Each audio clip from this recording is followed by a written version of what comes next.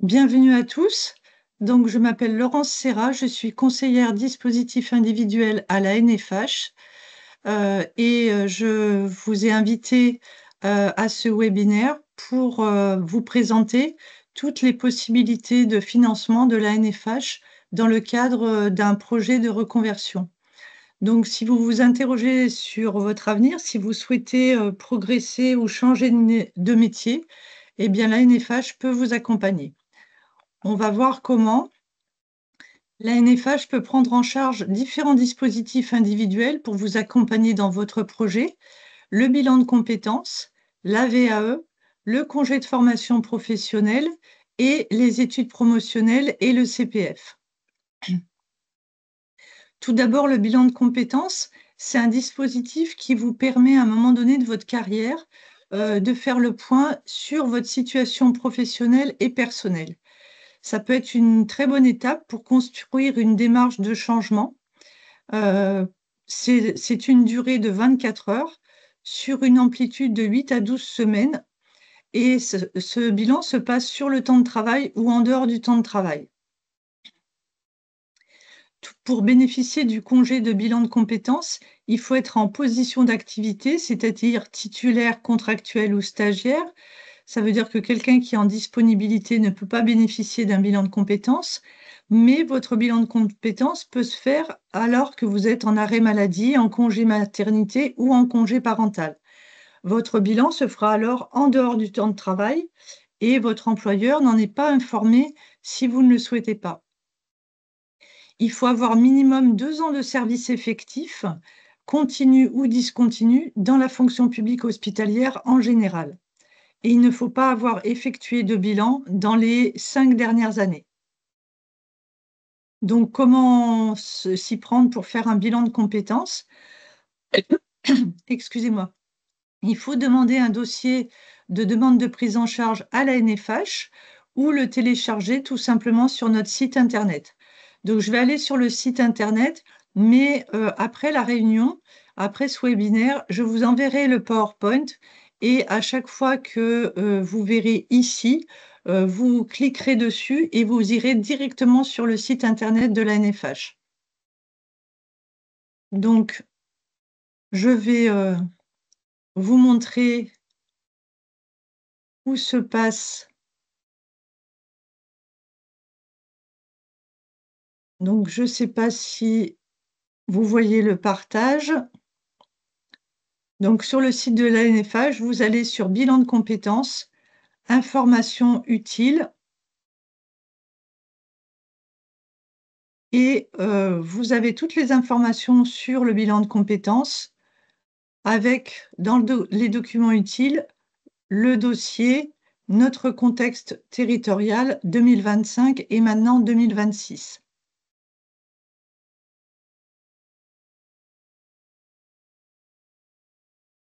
Donc, je retourne dans mon document.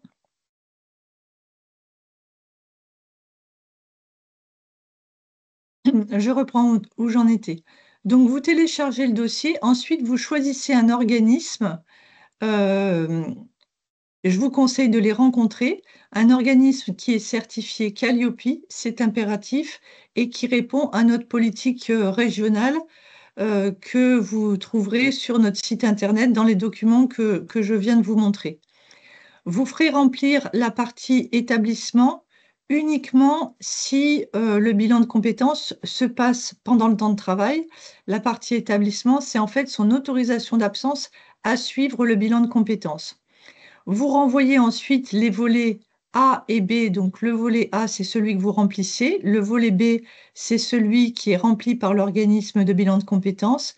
Et le volet C uniquement si vous le faites pendant le temps de travail. Vous joindrez à cet envoi une copie de votre dernier bulletin de salaire, c'est ce qui prouve que vous êtes toujours en activité, et une attestation qui prouve que vous avez plus de 2 ans d'ancienneté dans la fonction publique hospitalière. Le tout, vous le renvoyez soit en recommandé accusé réception à la délégation NFH à Cournon, je vous ai mis l'adresse, soit par mail à mon adresse mail, au moins 1 mois avant la date de début du bilan.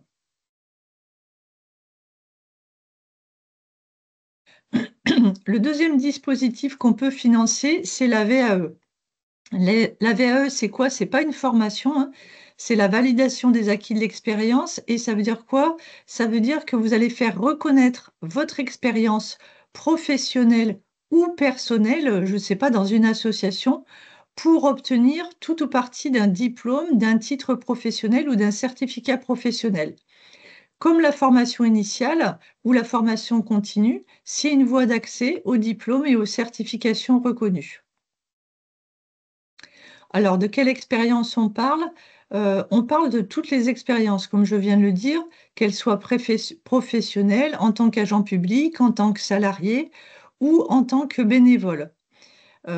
Cette expérience, elle doit être au moins d'un an, continue ou discontinue, sur le contenu du diplôme ou de la certification que vous visez. Comment ça se passe? Il y a deux livrets à remplir. Le livret 1 qui se fait maintenant en ligne sur Internet et le livret 2.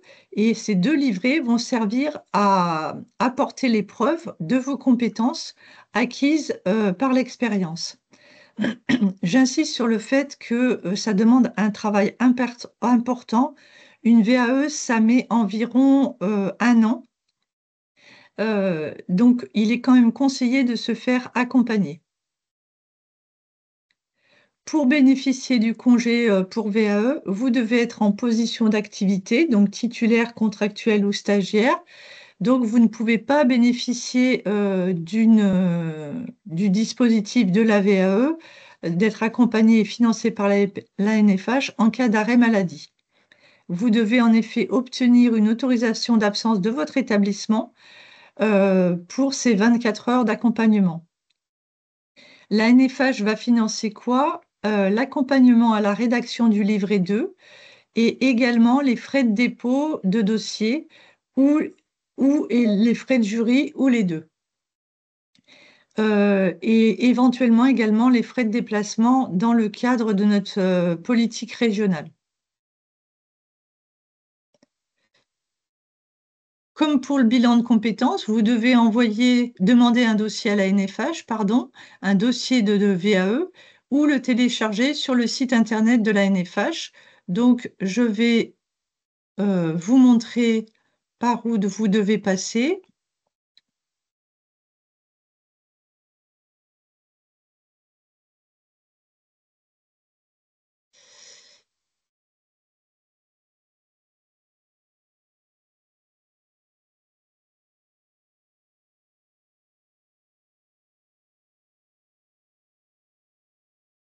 Donc, la VAE, c'est ici. Voilà. Donc, vous allez sur le site de la NFH et là, vous avez tous les éléments. Le dossier. Il y a des gens qui se retrouvent dans salle d'attente. Le dossier, donc le dossier, c'est la demande de prise en charge ici. Là, c'est nos priorités. Et vous avez également un petit guide de la VAE, donc ça peut être aussi intéressant. Voilà, je retourne sur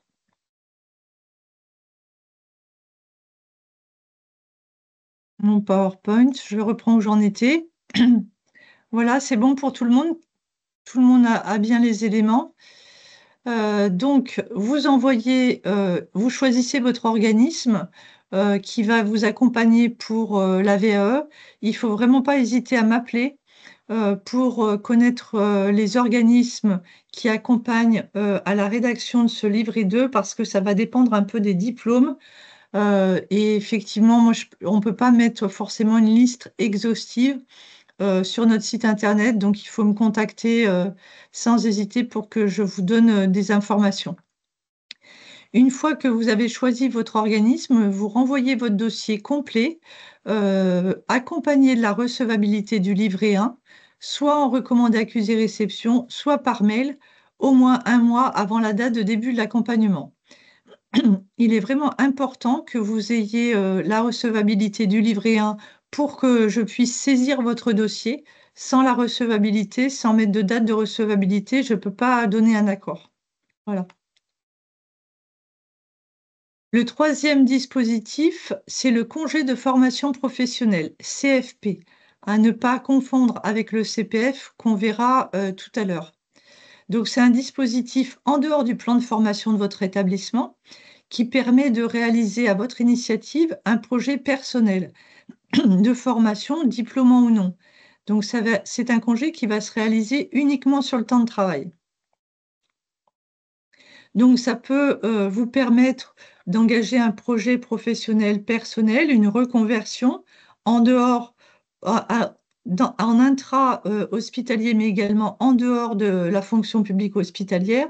Ça permet aussi de développer des compétences dans le champ associatif ou culturel. Donc, je fais un petit point sur notre politique territoriale en Auvergne, sur deux aspects. Les études promotionnelles, premièrement, elles ne sont pas prises en charge, elles ne sont pas prioritaires, et elles sont étudiées à deux commissions, la commission de juillet pour les rentrées d'automne et la commission du mois de décembre pour les rentrées de janvier et plus.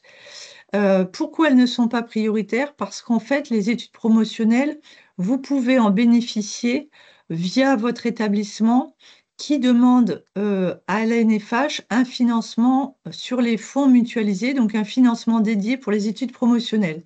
Donc le but du jeu du congé de formation de professionnels, ce n'est pas de remplacer les études promotionnelles. Par contre, vous pouvez tout à fait présenter un dossier qui serait une étude de promotionnelle dans le cadre d'une reconversion. Je vais prendre un exemple un peu classique.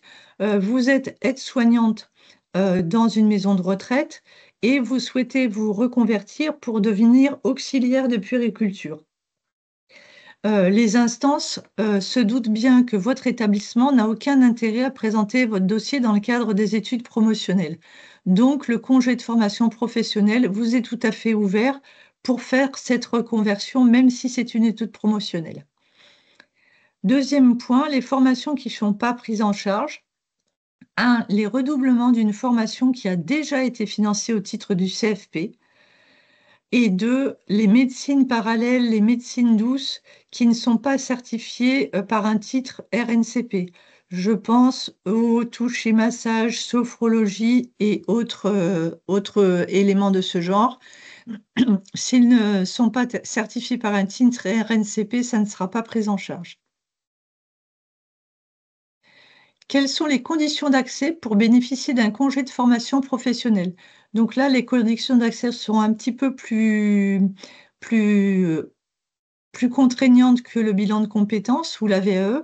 Pour le congé de formation professionnelle, vous devez justifier de 3 ans de service effectif continu ou discontinu, alors que pour le bilan de compétences, c'est que 2 ans. Il faut également être en position d'activité dans l'établissement au moment où vous partez en congé de formation professionnelle. Donc ça veut dire que vous ne pouvez pas à ce moment-là être en arrêt maladie, en mi-temps thérapeutique, en congé de fin d'activité, en disponibilité ou en congé de maternité ou parental. Donc ça veut dire pour les agents, par exemple, qui seraient en arrêt maladie, qui font un bilan de compétences pendant un arrêt maladie et qui veulent ensuite faire un congé de formation professionnelle pour se reconvertir, par exemple parce qu'ils ne peuvent pas retourner travailler dans leur établissement, il faut un minima que vous négociez avec votre établissement et vous pouvez me solliciter pour cela une reprise la veille, même si c'est une reprise fictive, par exemple en congé, il faut que vous puissiez reprendre la veille de votre entrée en formation.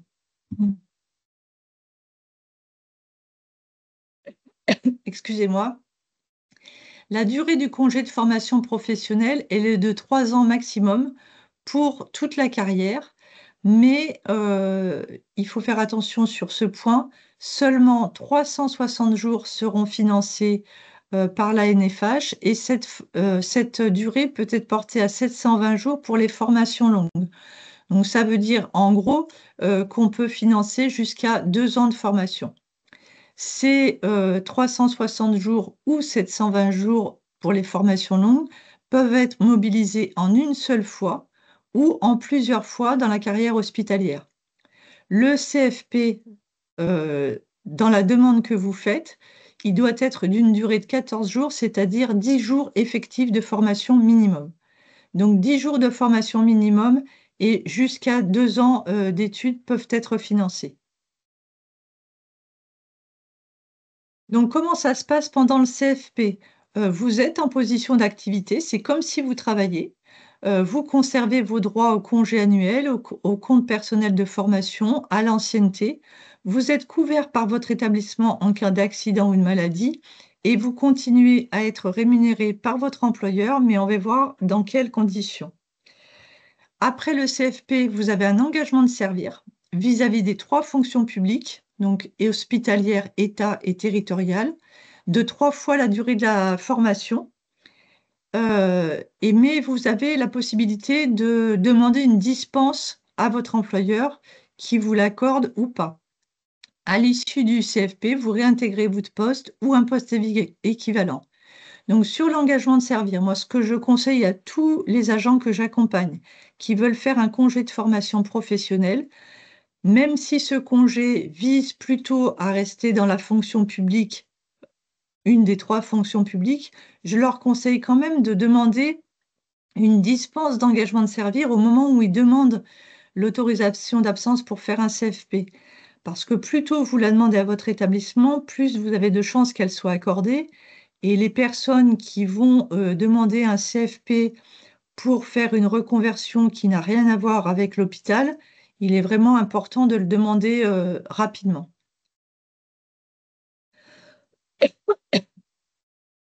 Excusez-moi encore, je suis désolée. Donc, les conditions de prise en charge financière. Donc, la NFH va prendre en charge les frais de traitement, c'est-à-dire votre salaire. Donc, vous continuez à être payé par votre employeur, mais dans les conditions suivantes.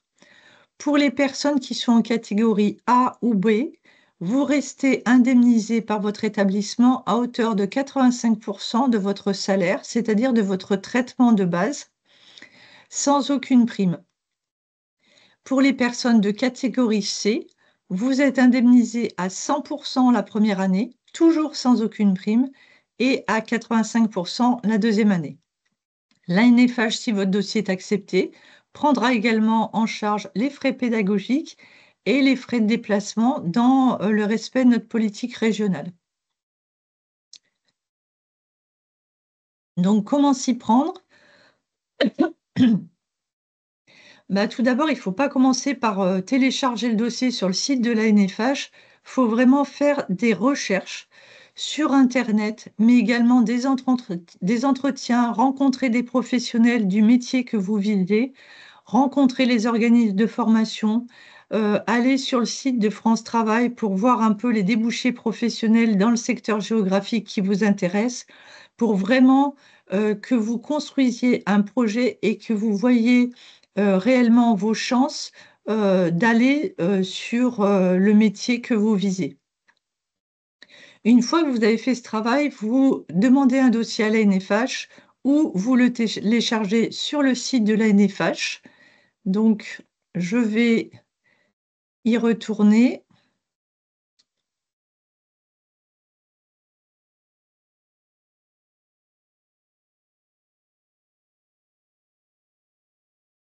Donc, ça se trouve ici. Donc, vous avez toutes les informations utiles sur le congé de formation professionnelle. Dans les documents utiles, n'hésitez pas à télécharger tous les documents parce qu'il y a dedans notamment les notes sur la prise en charge, le contexte territorial, les priorités, tous les éléments qui vous permettent de savoir comment vous serez remboursé, par exemple, sur vos frais de déplacement, quelles sont les contraintes de l'engagement de servir, etc. N'hésitez pas non plus à aller sur les petites vidéos. Ça s'appelle les tutos de Miss Fortiche et c'est en fait une aide pour répondre aux questions qui vous sont posées pour la partie motivation. Donc, vous verrez dans la partie motivation, on vous demande de répondre à 5 questions. Parfois, vous avez tendance un peu à beaucoup écrire. Il faut vraiment se concentrer sur quelle est la question et comment je réponds à la question. Et ces tutos peuvent vous aider. Voilà, donc une fois que vous avez téléchargé tous ces éléments, je retourne sur mon sur mon PowerPoint et je le reprends, je vois qu'il y a des personnes qui me posent des questions. Euh, donc, il y a une personne qui me demande, actuellement en PPR, puis-je prétendre au CFP? Non, ce sont deux positions qui sont totalement incompatibles. Donc, en position de PPR, il faut que votre projet de formation soit financé par votre établissement sur son plan de formation ou que votre établissement demande le financement à la NFH. Donc, je reviens sur mon PowerPoint. Donc, une fois que vous avez téléchargé le dossier et tous les documents associés, vous allez remplir ce volet A avec les motivations et vous vous aiderez des tutos de Miss Fortige pour bien remplir répondre à toutes les questions. Vous ferez ensuite remplir la partie C par l'organisme de formation dans lequel volet ils mettront le planning, le coût, la date de début, la date de fin, le nombre d'heures, le nombre de jours, etc. Avec ces deux volets A et C, vous irez voir votre établissement pour qu'il remplisse son volet B. Son volet B, c'est quoi? C'est pas juste un volet administratif, c'est son autorisation d'absence à suivre un CFP. Donc, votre établissement, il a légalement un mois pour répondre à cette demande d'autorisation d'absence. Donc, n'y allez pas la veille pour le lendemain, parce que vous pouvez avoir simplement un refus ou pas de réponse et vous ne pourrez pas renvoyer votre dossier.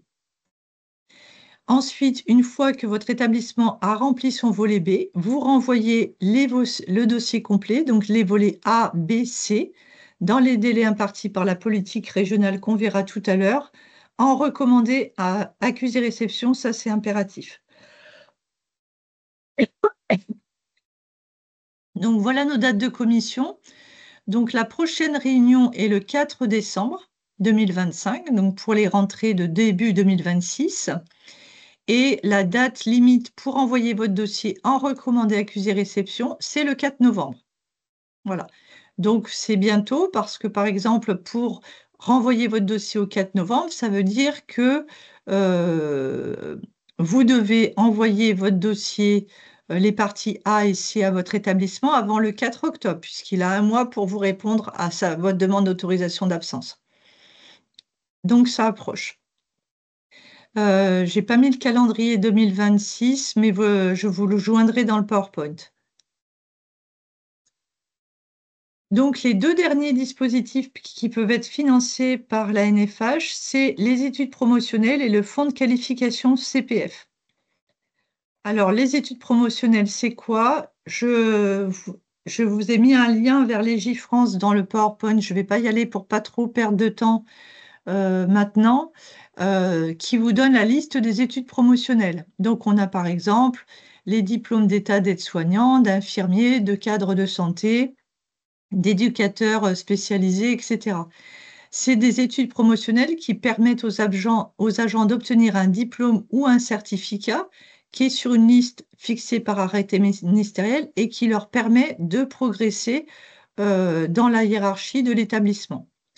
Alors, ça concerne qui? Les agents titulaires, contractuels ou stagiaires d'un établissement sanitaire, médico-social ou social. Donc, que vous soyez titulaire ou non, vous pouvez prétendre à une étude promotionnelle, mais il peut y avoir des conditions d'âge et d'ancienneté qui dépendent des diplômes. Donc, ces études promotionnelles, comment elles sont financées? Elles peuvent être financées sur le plan de formation de votre établissement, hein, tout simplement, ou sur un fonds mutualisé entre les établissements. Dans le cas du fonds mutualisé, c'est votre établissement qui demande le financement à la NFH. Et la NFH donne son accord sur un dossier individuel nominatif, à condition bien sûr que vous soyez reçu au concours, en fonction des priorités qui sont définies par votre établissement. Donc pour les demandes 2025, elles ont été étudiées au cours de 2 réunions.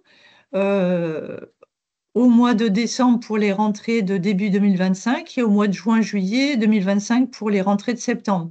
Donc, pas là pour l'année 2026.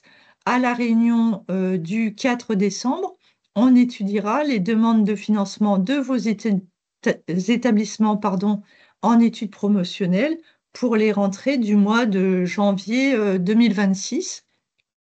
Et à la commission du mois de juillet 2026, on étudiera les rentrées de septembre 2026. Le compte CPF. Alors, vous en entendez tous parler dans le privé, par vos amis, par votre famille. Donc, dans le privé, il est calculé en euros. Dans la fonction publique, votre CPF est en heures et plafonné à 150 heures. Pour visualiser le nombre d'heures disponibles, il vous faut créer votre compte CPF ou aller sur moncomptecpf.gouv.fr. Pardon, donc je ne vais pas partager, mais pareil, dans le lien, vous aurez le lien vers mon compte CPF. Si vous n'avez jamais créé votre compte, c'est tout simple. Il faut votre numéro de sécurité sociale, votre date de naissance et une adresse mail valide. Et ensuite, le site vous renvoie un mail pour vérifier que votre adresse mail est bonne. Et votre compte CPF est créé. Vous pouvez visualiser le nombre d'heures que vous avez. Donc, quelle formation on peut demander en utilisant son CPF dans la fonction publique hospitalière et comment faire pour l'utiliser? Donc, on va voir ça tout de suite. Donc, la NFH, en fait, a souhaité, il n'y a pas vraiment de fonds dans les trois fonctions publiques, il n'y a pas vraiment de fonds dédiés, contrairement au privé et au CPF. Du coup, la NFH, elle a souhaité promouvoir ce compte CPF en prenant en charge certaines formations sur un budget spécifique qu'on appelle, c'est pas très joli, fonds de qualification et CPF. Donc, essayez quand même de retenir ça, fonds de qualification et CPF. Et le financement de la NFH, il se fait sur la durée totale de la formation. C'est-à-dire que même si au maximum vous n'avez que 150 heures, vous ne pouvez pas en avoir plus de toute façon, vous pouvez quand même demander le financement d'une formation qui dure 1 an ou 2 ans, ce qui est largement plus que 150 heures. Et dans ce cadre-là, on finance à la fois la formation et votre salaire et éventuellement les frais de déplacement. Donc, on va financer les formations suivantes. On va financer des formations qui sont qualifiantes, mais pas éligibles au FMEP, c'est-à-dire des formations qualifiantes qui ne sont pas des études promotionnelles. Les critères, ça va être une qualification, une certification dans le champ des métiers de la fonction publique hospitalière. Donc, on va prendre le répertoire des métiers et qui sont d'un niveau 1 à 6, c'est-à-dire maximum Master 1. Et c'est des qualifications ou certifications qui sont inscrites au RNCP. Donc, je vais prendre 2 exemples. Vous travaillez en cuisine et vous voulez passer un CAP ou un bac pro pour monter dans la hiérarchie, un bac pro cuisine. Ça fait bien partie des métiers de la fonction publique hospitalière. Mais ce n'est pas des métiers du soin, ce n'est pas une étude promotionnelle. C'est un niveau d'études bac ou CAP qui n'est pas supérieur à Master 1. Donc, votre établissement peut demander le financement à la NFH dans le cadre du fonds de qualification CPF. On financera également les formations qui relèvent du socle de connaissances et de compétences. Donc, c'est les compétences 4 clés, c'est donc tout ce qui va être compétences pour progresser en administratif, en informatique, en français, en maths, etc. Toutes les compétences de base, entre guillemets.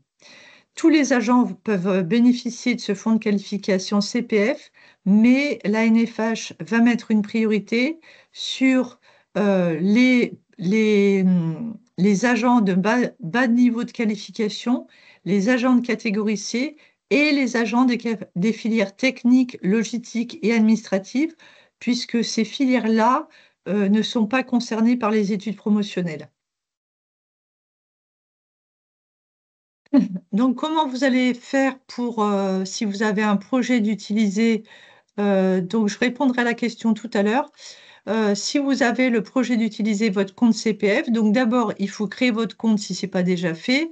Si c'est déjà fait, il faut retourner sur votre compte et visualiser le nombre d'heures que vous avez et faire une impression écran de ce nombre d'heures. Vous allez définir votre projet quel est le projet professionnel qui nécessite le financement de cette formation. Vous allez rédiger un courrier de demande de prise en charge à l'attention de votre établissement en précisant ce projet professionnel et que vous souhaitez une prise en charge dans le cadre du fonds de qualification CPF. Vous joindrez à votre demande le programme de formation avec le nombre d'heures, la date de début, la date de fin, la certification Qualiopi de l'organisme, la copie de vos heures CPF et une attestation d'accord d'utilisation de vos heures CPF.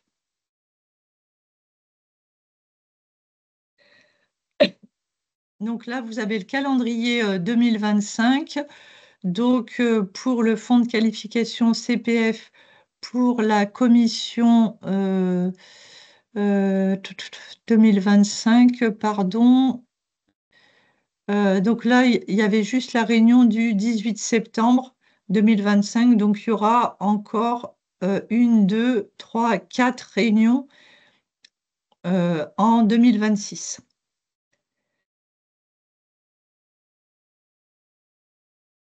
J'ai terminé cette présentation. Je vais maintenant répondre à vos questions. Euh, donc vous pouvez poser vos questions dans le chat. Alors, est-ce que je peux passer par le CPF pour faire une formation de comptabilité, sachant qu'à ce jour, je suis infirmière? Bah oui, tout à fait. Oui, oui, ça fait partie des choses qui peuvent être présentées dans le cadre du CPF. Donc, vous suivez un petit peu la procédure que je vous ai indiquée. J'ai été reclassée en milieu administratif suite à une inaptitude d'aide-soignante. Par contre, j'étais en catégorie B et on m'a mise en catégorie C, S normal, sachant que je dispose d'un baccalauréat. Euh, Moi, je ne suis pas une spécialiste de la fonction publique hospitalière, donc je ne sais pas si c'est normal ou pas. Ça ne me choque pas foncièrement, puisque c'est un peu le souci des aides-soignantes. Vous avez été récemment classé en catégorie B, mais si vous êtes reclassé sur un métier qui relève de la catégorie C, bah, vous passez en catégorie C. Donc, et le baccalauréat n'a pas grand-chose à voir là-dedans. Peut-être que, il faudrait se rapprocher de votre établissement et peut-être envisager une formation de secrétariat de niveau Bac+2, peut-être, qui pourrait être financée sur le fonds de qualification CPF pour vous permettre de, d'augmenter dans, dans la hiérarchie des catégories. Donc, il y a encore la même question sur la PPR. Donc, je répète la même réponse que j'ai dit tout à l'heure. La personne avait peut-être quitté la réunion ou n'a pas entendu. En PPR, vous ne pouvez pas bénéficier d'un CFP. En PPR, vous n'êtes pas dans la même position, vous n'êtes pas considéré en position d'activité comme quelqu'un qui veut faire un congé de formation professionnelle. Est-ce qu'un DU est possible avec l'un de ces dispositifs, sachant que cela nous conduit à un bac+5? Alors non, aucun DU ne vous conduit à un bac+5. Tous les DU de toutes les universités de France sont des diplômes universitaires propres à chaque université et ça ne donne aucun niveau de diplôme, ce n'est pas reconnu au RNCP. Donc, le DU, vous ne pouvez pas ni le demander dans le cadre du CPF, ni dans le cadre du CFP. Par contre, vous pouvez vous rapprocher de votre établissement pour que votre établissement demande à la NFH le financement du DU.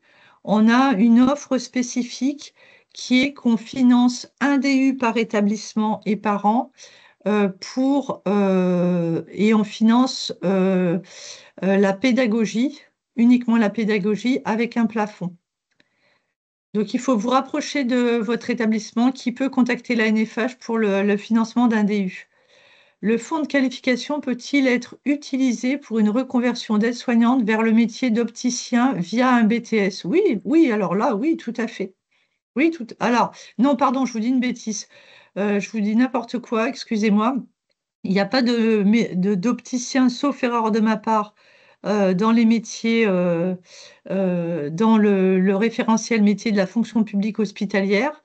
Donc, je ne pense pas que ça soit possible. Du coup, ce serait plutôt un congé de formation professionnelle. Donc, ni CPF, ni ni CPS, ni pardon. Alors, toujours sur la PPR. La PPR est une position particulière. Pendant la PPR, vous devez, avec votre établissement, une PPR, ça dure 1 an, vous devez trouver une solution de reclassement pendant ces 1 an.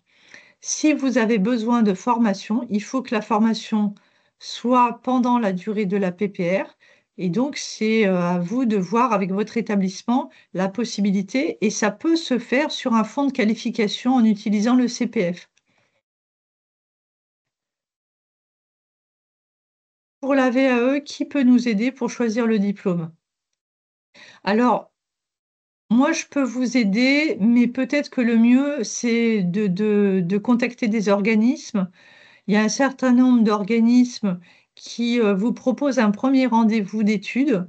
Vous allez voir l'organisme avec votre CV, etc. Vous allez voir il va voir votre parcours et il va voir avec vous la meilleure solution, quel est le diplôme qui vous correspond le mieux euh, pour, euh, pour faire cette VAE.